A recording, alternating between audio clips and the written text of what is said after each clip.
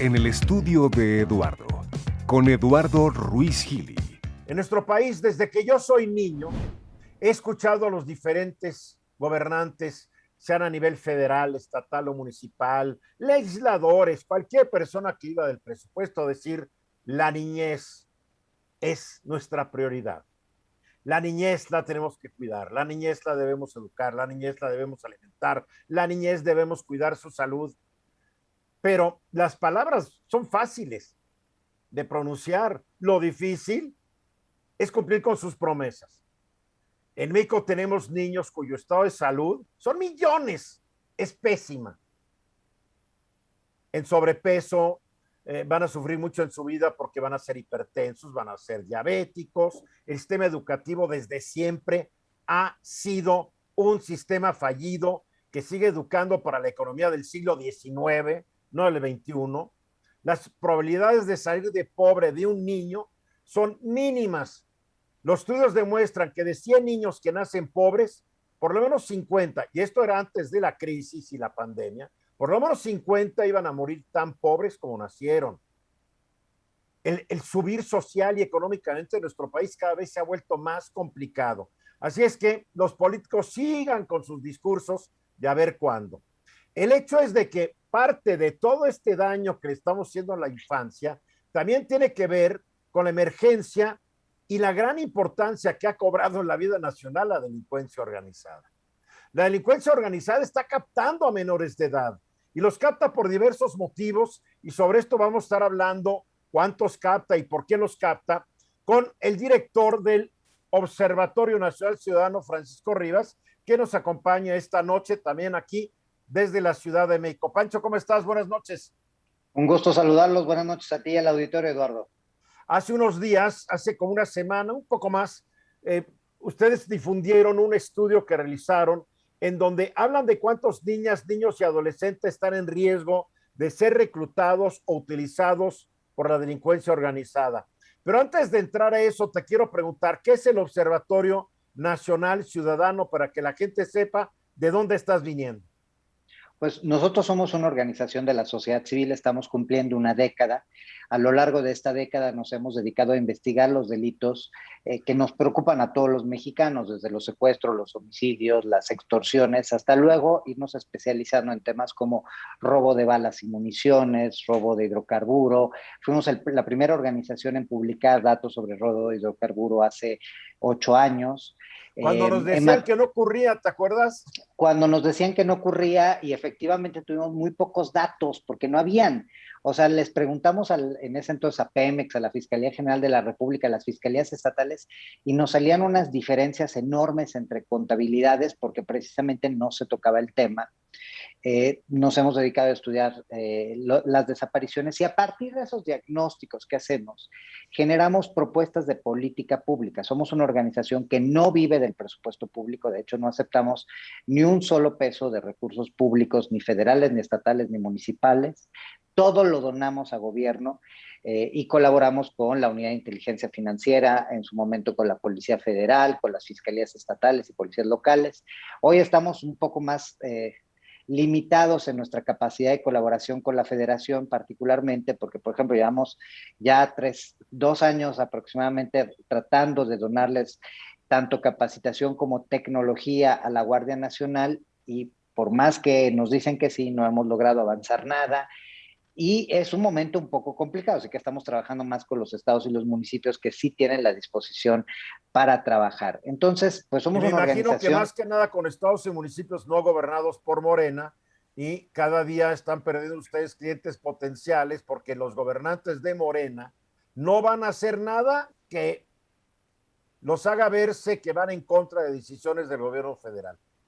Sí y no, fíjate que en general sí, pero por ejemplo en la Ciudad de México hemos tenido una muy buena capacidad de colaboración con la Fiscalía de la Ciudad de México, la Fiscalía General, y con la Secretaría de Seguridad Pública. Tienen muchísima apertura. De hecho, con la Fiscalía tenemos un proyecto financiado por la Embajada Francesa y Alemana. Hijo, a ver si al rato no los menciono en la mañanera, ¿eh? De estar ustedes trabajando para potencias extranjeras. De hecho, un día que estuvo atacando a compañeros de otras organizaciones civiles y que presentaron los datos, porque nosotros recibimos recursos de Iniciativa Mérida, recibimos recursos de otros países extranjeros, como es España, como es Canadá, como es Japón. Y lo que hacemos, pues precisamente está a servicio de las instituciones, es parte de la cooperación internacional que se tiene para donar mejores condiciones a México. Y en ese sentido, te digo, pues apareció nuestro nombre, no nos citó el presidente, lo que no sé si me entristeció o no, pero pues ahí apareció nuestro nombre. Y la verdad es que, por ejemplo, te digo, con la Ciudad de México hemos trabajado muy Qué bien, bien. muy bien. Y yo los felicito porque la Fiscalía ha tenido una gran apertura. Qué Dicho bueno. esto, quiero empezar con algo que tú dijiste sobre el estudio que hicimos.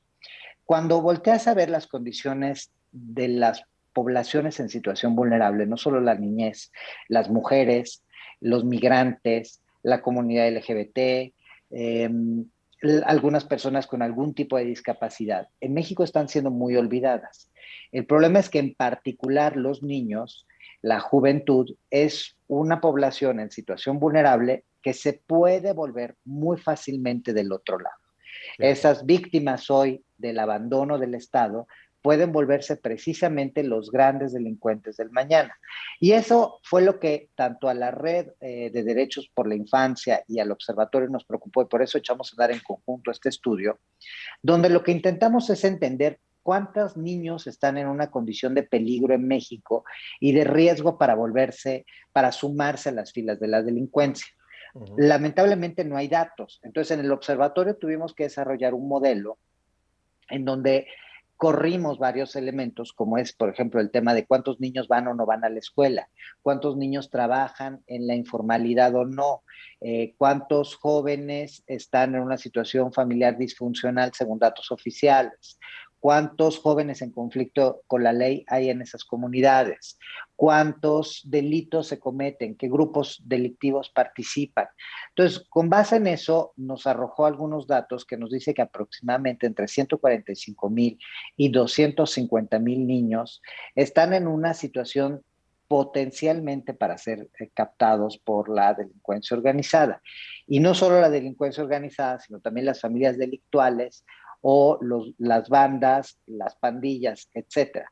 Por ejemplo, cuando pensamos en niños cooptados por la delincuencia, estamos acostumbrados a pensar en el halcón que se dedica a los temas de narcotráfico, la distribución de drogas o el empaquetamiento de drogas.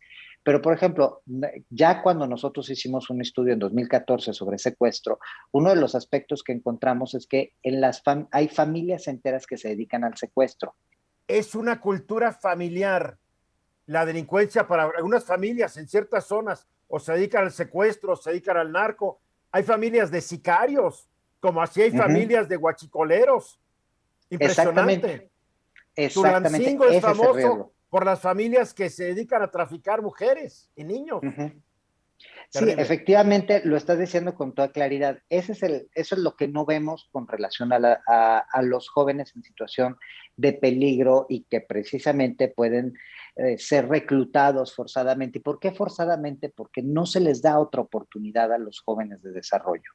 Entonces, cuando volteamos a ver este escenario, lamentablemente, como te decía, en el Estado mexicano no hay nada, no se han hecho esfuerzos suficientes para conocer el tamaño de este problema.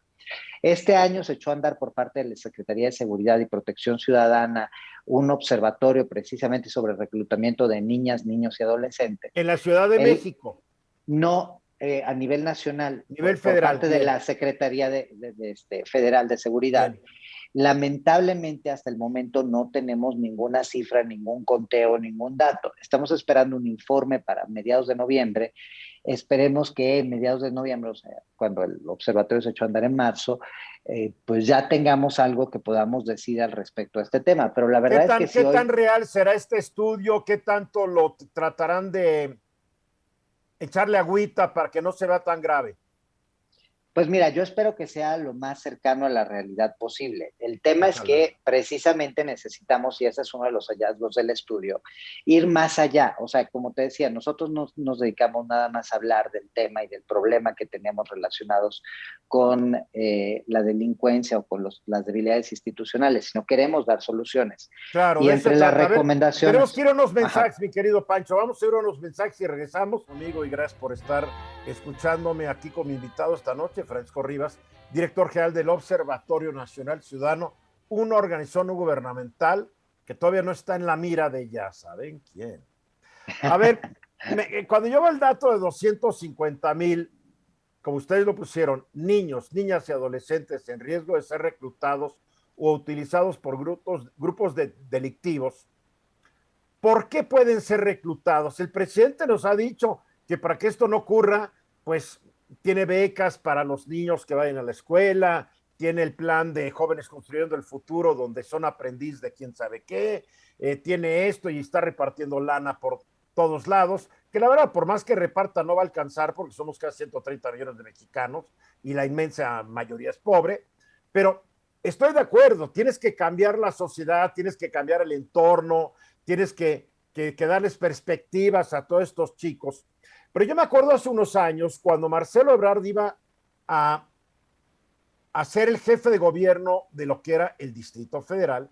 En un desayuno él dijo que él estaba muy preocupado porque él se había reunido con una bola de jóvenes durante su campaña. Le decían que no había caso en estudiar porque al salir de estudiar, de perder 3 años en secundaria, de perder otros 3 en la prepa y perder otros 4 o 5 en la carrera, no iban a ganar dinero, que por eso dejaban de estudiar y se ponían de una vez a ganarse el pan de cada día, legal o ilegalmente. ¿Por qué? ¿Cuál es la solución que ustedes proponen, Francisco?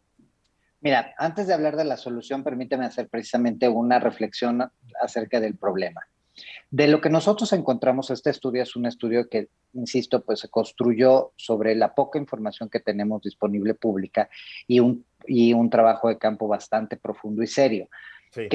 Este estudio es un primer estudio que va a seguir a otro, donde ya vamos a caracterizar más los delitos en los que participan los jóvenes, ciertas características que pueden ayudar a hacer una política pública mucho más específica. Pero en ese sentido, permíteme decirte que uno de los factores que más influye para que un joven decida o no participar en la delincuencia es la presencia misma de violencia. Es decir, donde operan los grupos delictivos, donde el joven ve operar a los grupos delictivos, es mucho más fácil que se sienta cercano a esos grupos. Porque a ver, una una de las pregunta, cosas... ¿dónde operan o dónde viven? Porque estos grupos delictivos viven en un lugar y operan en otro. No todos. De No hecho, todos, pero por ejemplo, no todos. pero hay grupos que hay ínsulas de delincuencia donde ni las autoridades entran, donde viven familias, niños, adultos, todo lo que tú quieras. La influencia viene de vivir en esas zonas donde viven y residen los delincuentes o de vivir en las zonas que son presa y víctima de los delincuentes. Mucho más de donde son presa y víctima de los delincuentes. ¿Por Mira. qué? Porque aprendes un modo de vida, aprendes, porque donde sucede esto es mucho más difícil, como tú lo estás diciendo. Cuando nosotros hablamos acerca de los problemas, por ejemplo, de extorsión, de robo a negocio, en realidad los problemas de extorsión y de delincuencia no son de la gente que tiene recursos en nuestro país y no son los problemas de las grandes empresas. A mí me llama mucho la atención que en el imaginario colectivo la gente dice, no, es que ustedes se preocupan y a nosotros nos han criticado como organización, nos dicen, ustedes se preocupan porque la delincuencia afecta a los ricos. No es cierto. En realidad, quien más es víctima de la delincuencia son las personas que usan el transporte público, que tienen una pequeña actividad comercial. Las MIPIMES, las pequeñas, micro y medianas empresas. Exactamente, sí, esas son las víctimas de la violencia. Entonces, porque un restaurante en la Condesa no es un negocio de millonarios. Y ahí van y hay derecho de piso, la tienda de la esquina derecho de piso, el que arregla bicicletas derecho de piso. Digo, son víctimas y qué bueno que lo dices, ¿eh? Sí, porque a ver, si tú tienes una grande empresa, si tú tienes una grande nave industrial, tienes aparatos de seguridad, tienes personal, tienes cámaras, tienes seguros, tienes todo. Y eso evidentemente funciona como una limitante para el delincuente. Si tú Correcto. tienes, diría el expresidente Fox, un changarro, y en tu changarro atiendes tú y atiende tu familia y atienden tus hijos, pues es mucho más fácil que vivas de cerca los efectos negativos de la violencia y Claro. no solo que vivas los efectos negativos de la violencia, que en ese sentido un joven piense, mi papá se levanta a las 5 de la mañana y trabaja 7 días a la semana, 365 días al año y mal comemos. Y estás viendo como estos jóvenes de tu misma edad son los que están en condiciones económicas aparentemente mejores. Entonces, si tú tienes que analizar cuáles son los factores que más fácilmente influyen, en primer lugar está la presencia de violencia en las comunidades donde viven los jóvenes. Y fíjate que Segundo acabas de decir lugar, algo bien importante. Mi papá trabaja como loco y nada. Y a eso, mi abuelo trabajaba como loco y nada. ajá, Porque y esto todos ya es un murieron trauma pobres. multigeneracional. Exactamente. Y bueno, y luego tocaremos el tema de las niñas porque ese también es otro tema. Pero en el caso específico, otro aspecto que no se nos tiene que olvidar es que estos niños que están en ciertas comunidades son víctimas de la violencia familiar en muchos casos y la violencia puede ser una violencia por abandono. Muchos casos son víctimas de sus coetáneos, o sea, de bullying o de otras formas de violencia. Son víctimas de las pandillas y de los pequeños grupos delictivos que operan, donde ellos son víctimas de robos, etcétera, lesiones dolosas. Pero también, y esa es la parte más relevante, son víctimas del Estado, de un Estado, y por Estado me refiero a federaciones, estados y municipios, es decir, el aparato completo, que ha O sea, ¿del abandonado a gobierno estos o del jóvenes. Estado? No, del Estado en el sentido de los gobiernos, el Sí, conjunto de pero gobiernos. entonces yo diría que no solamente los gobiernos, yo creo que todos somos medio cómplices, Exactamente, sí, de porque toda una ignoramos el sociedad. problema, nos hacemos tarugos, queremos endosarle toda la solución al gobierno y ya no los vemos, ya no nos preocupamos de todos estos jóvenes y niños. Exactamente. Y estos no están estudiando, lo platicábamos en un inicio, hay un sinfín de niños que no están estudiando. Y la pandemia, hay un capítulo que dedicamos a esto, la pandemia también tuvo una influencia negativa, es decir, sacó a muchos niños de las escuelas y los mandó a trabajar en la informalidad. Y tú sabes que en México la informalidad tiene fronteras muy endebles, fronteras muy porosas con las actividades delictivas, porque Claro. tú empiezas vendiendo un producto de origen desconocido, a veces es legal, a veces es contrabandeado, a veces es piratería, pero muchas veces también es un producto robado. Y empiezas a relacionarte con el delincuente, porque de nuevo, pues a quién le piden derecho de piso que lo tenga que pagar, al joven que está vendiendo en un cualquier lugar sin tener una actividad formal y que no tiene ni siquiera la protección ni de sí mismo ni de alguna autoridad que lo pueda apoyar. Entonces, en ese sentido, la marginación, la violencia familiar, el abandono, la presencia de grupos delictivos favorecen el Claro. ingreso de los jóvenes a la delincuencia. Y en el caso de las niñas hay un agregado más. Lo que encontramos es que los delincuentes de cualquier naturaleza, ya sean pandillas, bandas o delincuencia organizada, tienden a tener compañeras sexuales y afectivas muy jóvenes. Estamos hablando Sí, de niñas, de adolescentes. sí. Y estas a veces ingresan como parejas de los delincuentes y entonces empiezan a involucrar en actividades delictivas. Hay otras que entran Sobre eso directamente quiero para seguir delinquir. hablando, sobre las mujeres y por qué caen en la delincuencia. Es un tema fundamental. Pero primero los mensajes y regresamos con Francisco Rivas, quien es el director del Observatorio Nacional Ciudadano. Es el director general del Observatorio Nacional Ciudadano, una ONG independiente totalmente de cualquier gobierno federal, estatal o municipal. Es muy importante decirlo. Y como todas las ONGs, afrontando graves problemas económicos, financieros, como todos, que nos ha golpeado la crisis económica derivada de un mal manejo de la pandemia y de un mal manejo de la economía, hay que decirlo también. Pero en fin, ese no es el tema. Pancho, yo hace años, hace ya muchos años, escribí una columna que por ahí la tengo antes de que existieran las PCs, yo escribía a mano con mi máquina y entonces las columnas por ahí están las hojas que escribí o está el artículo como se publicó, todavía no las he podido digitalizar. Pero yo en esa época escribí que la mayoría de las mujeres vinculadas con el narcotráfico, jovencitas, que las utilizan como mulas, que es el término, la mula es la que transporta la droga. O sea, a una chica le dicen, tú vas a ser la mula y le dan un paquetito de cocaína o de marihuana o algo, se sube a su camión y se va y lo entrega. Y puede ser un camión dentro de la ciudad o de una ciudad a otra, son las mulas. Pero lo que me llamó la atención es que la gran mayoría de ellas que estaban en la cárcel, la mayoría había apenas concluido, no había concluido la primaria. O sea, no había un sistema, el sistema educativo se olvidó de ellas. Efectivamente, mira, en México yo creo que ser niño es un peligro, pero ser mujer es un doble peligro. O sea, ser niña es un doble peligro. ¿Por qué? Porque puedes ser víctima de la delincuencia, porque puedes incorporarte a la delincuencia, porque puedes ser víctima de la violencia familiar, de la violencia sexual. La trata. Y, por ejemplo, la trata de personas. Y la trata es otro de esos delitos en donde se vuelven familias completas, ¿no? Tú lo decías, el caso de Tlaxcala es uno de los casos más lamentables como entidad, en donde una parte importante de los tratantes son de ciertas comunidades específicas y en donde tratan a las mismas hijas.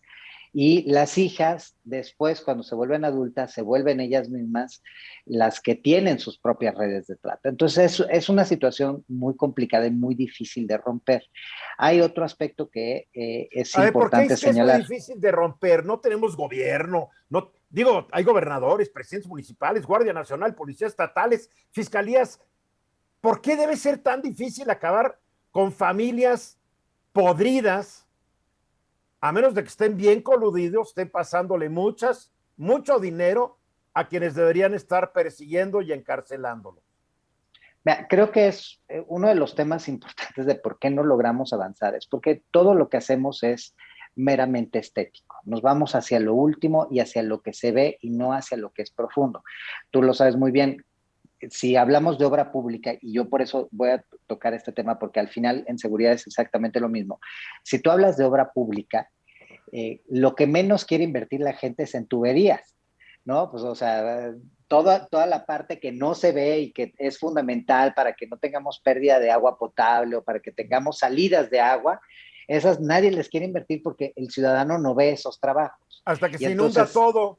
hasta que se inunda todo, pero a la gente se le olvida muy rápidamente. Pero eso sí. Y no controlan cómo se fracciona la tierra hasta que se caen unas rocotas encima y matan a quién sabe cuántos, porque todavía O no se hacen sabemos cuántos murieron en Ecatepec. ¿Por qué? Porque no han podido retirar las rocas. O el socavón que tuvimos en Puebla, que es impresionante, ¿no? Igual. Y lo que sí ve la gente son las banquetas, es que no haya baches en las calles.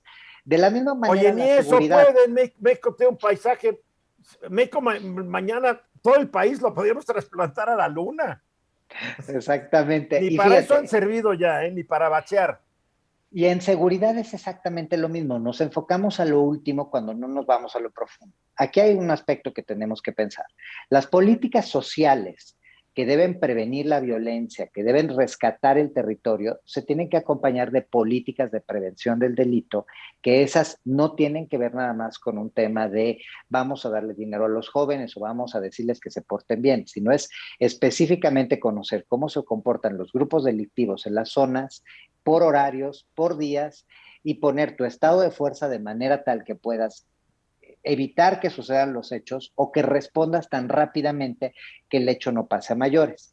Y luego necesitas el otro aspecto que tiene que ver con toda la procuración de justicia para que un delito que se comete no caiga en la impunidad, porque la impunidad es el territorio fértil y bien cosechado que permite que cualquier delito florezca. Y por último, necesitas trabajar, o al mismo tiempo necesitas trabajar con el sistema penitenciario que tiene que estar a servicio de verdaderamente una reinserción social. Entonces, todo eso no es lo que estamos haciendo. Le dedicamos millones a las cámaras, le dedicamos millones a cosas que luego no tienen no tienen un efecto, no porque la cámara sea mala, las cámaras de videovigilancia son muy buenas. El problema es que si tú tienes una cámara de videovigilancia y no tienes una policía capaz de responder suficientemente bien entrenada con los insumos que pueden ser desde las balas hasta las pistolas, hasta la patrulla, hasta las llantas, hasta la gasolina, pues de nada te sirve porque nada más vas a ver cómo se cometen de lejos los delitos. O menos sirven Entonces, cuando las cámaras se descomponen y de 100 cámaras 80 ya no funciona porque o cuando están el viendo a los presupuesto del pajaritos y no ven. mantenimiento alguien se lo clavó, ¿no? Exactamente, la tecnología es muy cara y es una inversión de muy poco tiempo porque constantemente necesitas software nuevos, Claro. se descomponen, etcétera. Entonces, el problema es que nos vamos a lo estético y no nos vamos al fondo. Tú quieres rescatar a la juventud, necesitas darle oportunidades y oportunidades no es darle dinero, es darle una comunidad en donde los delitos no se cometen, es que la educación sea una educación que va a generar competencias para que yo una vez que salga al mundo del trabajo verdaderamente sepa hacer algo. El problema es que en México, tú lo decías hace rato, el sistema educativo es un sistema educativo de repite datos y no de entiende para qué te sirve el dato y menos aún de construye sobre el dato. Yo sigo sin Entonces, saber para qué sirve una ecuación de segundo grado, así te lo digo, ¿eh? porque no nos enseñan qué significa razonar sobre las cosas, porque te preguntan en qué año fue el descubrimiento de América y no qué implicó el descubrimiento de No América. hubo Por eso también, descubrimiento de América. Dentro de la nueva historia, no hubo descubrimiento. Se toparon con América, se equivocaron de continente y resultaron ser unos genocidas asquerosos. es que desde ahí está, o Perdón sea, que me ría, pero es que ya la nueva apreciación de la historia de algunos es para dar risa, ¿eh? pero por eso mismo, porque no tenemos esa capacidad de entender que pues ese contacto entre sociedades, pues evidentemente tuvo efectos negativos, pero también tuvo un sinfín de efectos positivos, no solo para Claro. nuestro país, sino para toda la humanidad. Para el Eso es mundo, lo que cambió el tendríamos, mundo, claro. eso es lo que tendríamos que estar discutiendo, de qué manera logramos que la educación esté a servicio verdaderamente de las capacidades con las que va a salir un joven, las competencias con las que va a salir un joven a enfrentarse a la vida. Paralelamente tienes que también, ahí sí, hacer programas de transferencias en donde lo que impulsas es la actividad comercial. Lo mejor que tenemos en nuestro país es el empresariado. Lo malo de la escuela es que la escuela está hecha para que te enseñen a ser empleado en la mejor de las Pero ya ni condiciones. empleado eres porque no sabes ser lo que necesitan las empresas del siglo XXI. Yo hace años con Antonio Castro Quirós, un economista que ha colaborado mucho conmigo, decíamos que el problema de este país está llena de incontratables, porque la nueva economía no encuentra la mano de obra que necesita para el momento actual. Entonces, ¿qué pasa? Que todo el mundo acaba poniendo un puesto. Exacto, es que, por ejemplo, ahí es una de las cosas. La verdad es que la innovación sí se necesita enseñarla. Cuando tú volteas a ver las patentes, las marcas que se desarrollan en otros países, te das cuenta que en México, pues nuestra capacidad de innovación es muy limitada. Lo Nos es. reímos de lo creativos que somos los mexicanos para hacer memes, pero no logramos generar verdaderamente empresas productivas a partir de ideas originales. Si hay Entonces, pocos todos millonarios, estos creo que en México no factores. existe un solo millonario que haya salido del garage de su casa como lo hicieron los fundadores de Apple Computer o de Google o de Microsoft, ¿no? O de Facebook. Aquí generalmente es porque hiciste algo, un buen contacto con el gobierno. Pero en fin, vamos a seguir hablando de esto, regresando con el director general del Observatorio Nacional Ciudadano, Francisco Rivas, hablando sobre delincuencia y la forma en que dentro de ella participan niños y adolescentes, pero no solamente adolescentes, niños. A ver, Pancho, una pregunta. ¿Sabemos cuántos participan? Porque el estudio de ustedes dice cuántos están en riesgo, pero aquí estamos hablando de un fenómeno que ya va para muchos años, la delincuencia organizada en México. Bueno, la delincuencia organizada empezó apenas terminada la revolución, cuando muchos generales se volvieron delincuentes organizados, ¿no? Entonces traemos más de 100 años de tradición, pero el problema ya se ha vuelto muy grave por el poder que han agarrado. Ya son verdaderas transnacionales. Si la delincuencia organizada del mundo trabajara como un conjunto, la de México, la de Estados Unidos, la de Europa, la de África, la de Asia, sería creo que como la sexta o séptima economía mundial, así de fuertes. ¿Sabemos cuántos niños y adolescentes reclutan, ya tienen trabajando para ellos? Porque los reclutan porque saben que si los pescan, al poco tiempo salen de la cárcel. ¿Sabemos cuántos? No, no lo sabemos y de hecho hay estimaciones que son muy amplias porque precisamente la cadena de participación de los jóvenes en el delito es mucha. Hay quienes se dedican precisamente al halconeo, que es la parte como más evidente y más fácil de entender de cómo se involucran los jóvenes. Pero, por ejemplo, regresando a la informalidad, hay muchas posiciones dentro de la informalidad, muchas ventas que nosotros podemos considerar como menores, que son controladas por grupos delictivos y que por lo tanto su participación, la participación de los jóvenes, está dentro de la actividad criminal. Tienes todo el embolsamiento y empaquetamiento o lo que decías hace rato, la distribución de drogas. Estás en toda la parte. Por ejemplo, uno de los datos que nos salió que fue interesante es que también tenemos a una serie de jóvenes en todo el tema del hackeo. ¿Por qué? Porque hoy la delincuencia no solo ocurre en el espacio físico, claro, sino también ocurre en el espacio virtual. Y tenemos los casos más lamentables como son el sicariato, como son la ejecución de extorsiones o de secuestros, que evidentemente hace que para ello también hay una preparación del joven que es diferente al simple y sencillamente empaquetamiento de la droga. Entonces, la cantidad de jóvenes que hoy están participando no lo sabemos. ¿Por qué es importante saber cuáles están en riesgo? Por dos motivos. Primero, porque ahí es donde deberíamos de generar políticas públicas, entendiendo más o menos el tamaño del reto que tenemos. Y el segundo, porque también si consideras que estos son jóvenes potenciales que se pueden incluir dentro de las filas de la delincuencia, y estamos hablando solo de menores, imagínate el potencial que tiene la delincuencia de crecer en un país como el nuestro, cuando no hay ninguna experiencia en nuestro país de un gobierno federal, estatal o municipal que ha sido capaz de reclutar a tanta gente en tan poco tiempo. Piensa simple y sencillamente Policía Federal, que fue el caso más exitoso de reclutamiento, en donde pasamos de 3,000 a 45,000 elementos, nos costó miles de millones de pesos y al final no se mantuvo. Hoy la Guardia Nacional no ha podido llegar a los números que nos han prometido y los 100,000 elementos en realidad es porque son personal adscrito a la Secretaría de la Defensa Nacional. Sí, les quitaron el verde y les pusieron el gris. Exactamente. Entonces, tenemos por un lado una deficiencia en captar ciudadanos para que se involucren en labores de seguridad y justicia, y por el otro lado tenemos una facilidad, porque hay aspectos culturales que influyen. Tú hace rato también me preguntas por qué es tan difícil generar una política diferente. Primero, porque hay cuestiones que son prácticas de política pública que hay que transformar y hay que condiciones sociales, físicas sociales que hay que transformar. Pero hay otra parte que también tiene que ver con la cultura. Uno de los hallazgos del estudio que yo invito a que todos lean en nuestra página y que pueden descargar gratuitamente. ¿Dónde? ¿Cuál es la dirección de tu página? www.onc, que son las siglas de Observatorio Nacional Ciudadano.org.mx. Y ahí encuentran el estudio. onc.org.mx. Exactamente. Es que también hay comunidades que se nutren culturalmente de los códigos, de los lenguajes, de la vestimenta de la delincuencia y se vuelve aspiracional para un joven.